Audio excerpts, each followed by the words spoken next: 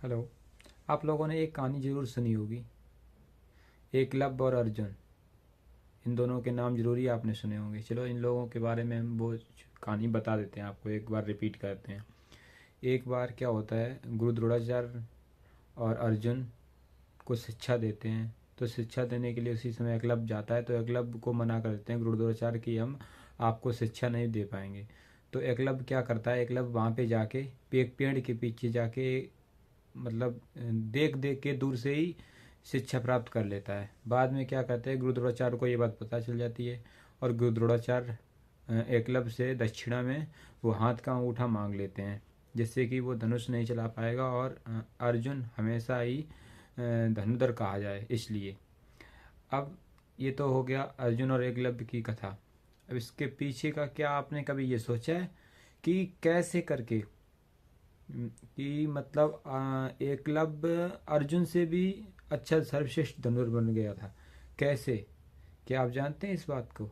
चलो कोई बात नहीं, आज इस वीडियो में देखेंगे कि क्योंकि हमने अपनी विचार से ये जो हम आपको बताने जा रहे हैं, ये मेरे विचार से हमने ये बात सोचा है और समझी है कि मतलब ऐसा क्या था जो एकलव्य अर्जुन से ज़्यादा धनुर्धर बन गया।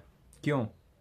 क्योंकि इसका दोस्तों कारण एक ही है, क्योंकि अर्जुन बेशक गुरु द्रोणाचार्य के समीप बैठ के शिक्षा प्राप्त कर रहा था, लेकिन जो एकलव्य था ना, एकलव्य पेड़ के पीछे छुप के शिक्षा प्राप्त कर रहा था, लेकिन उसका जो ध्यान था ना वो बहुत ही केंद्रित था। क्योंकि उसके जो सीखने की कला थी वो उसी के मतलब गुरु द्रोणाचार्य के ही ऊपर टिकी हुई थी कि गुरु द्रोणाचार्य अर्जुन को क्या सिखा रहे हैं, कैसे सिखा रहे हैं। तो मतलब पूरी तरीके से गुरु द्रोणाचार्य को ही देख रहा था। क्योंकि मेरा कहने का तात्पर्य ये है इस कहानी से कि आप कोई भी काम करें, कोई भी काम छोटा या बड़ा नहीं होता है। पहली बात तो ये समझें। और दूसरी चीज़ ये, आप जब भी कोई भी कार्य कर रहे हैं ना, तो उसका ध्यान एक जगह केंद्रित कर दें, जैसे कि एकलव्य ने किया था। जब कोई व्यक्ति अपनी संपूर्ण शक्ति को एक जगह एकत्रित करके किसी एक काम में लगा देता है ना, तो कायनात, पूरी कायनात, समस्त देवी देवता को एक दिव्य शक्ति आके उसकी मदद करने के लिए तैयार हो जाती है।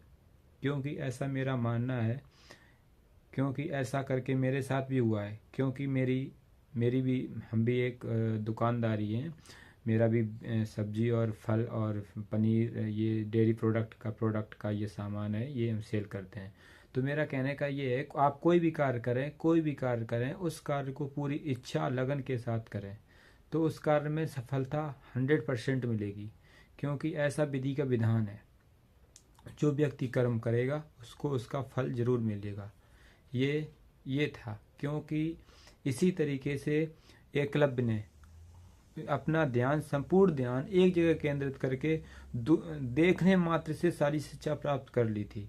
वो तो हुआ ये था कि गुरु द्रोणाचार्य ने एकलव्य से अगर दक्षिणा में अंगूठा न मांगा होता, तो आज अर्जुन की तरह उसका भी नाम धनुर्धर में ही माना जाता है। लेकिन ये तो विधि का विधान था, जो पहले से ही लिख रखा था कि बेशक मतलब एकलव्य एक शिक्षा प्राप्त कर लेगा, लेकिन उसका अंगूठा मांग लिया जाएगा। ये विधि का विधान था, इसकी कोई वो बात नहीं है।